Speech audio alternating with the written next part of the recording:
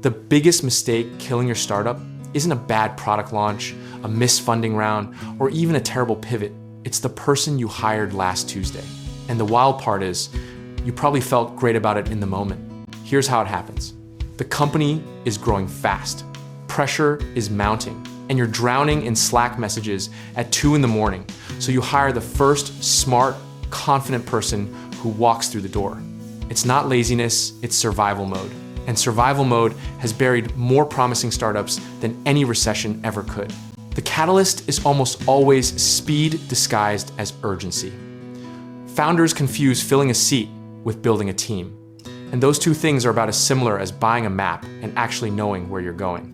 Think back to the early days. Every hire felt like adding a founding member, someone who got the mission, stayed late because they wanted to, and argued with you because they cared.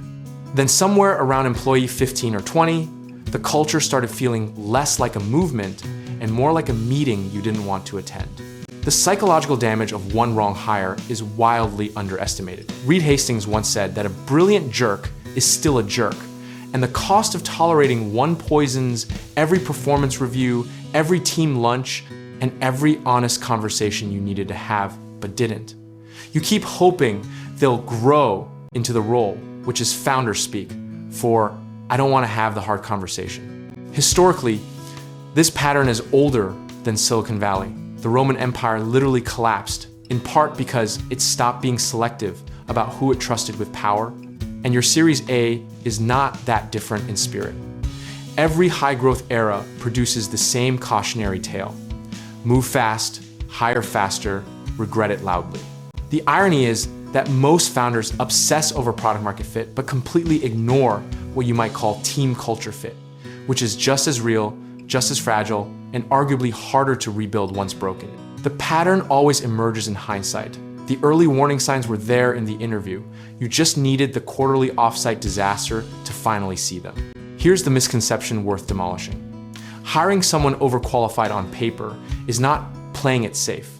It's often the fastest way to introduce misaligned incentives, ego friction, and a shadow power structure that quietly undermines everything you've built. Skill without shared values is just a very expensive liability dressed in a good LinkedIn headline. The practical lesson history keeps trying to teach us is simple.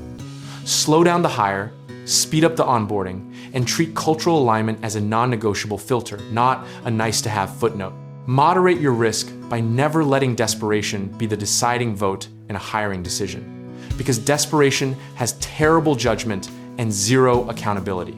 Process over conviction means building a repeatable hiring rubric that removes as much gut feel as possible, not because instinct is useless, but because under pressure, your gut is mostly just fear wearing a blazer. Document what great looks like before you start interviewing, or you will unconsciously redefine it to match whoever impressed you most that week.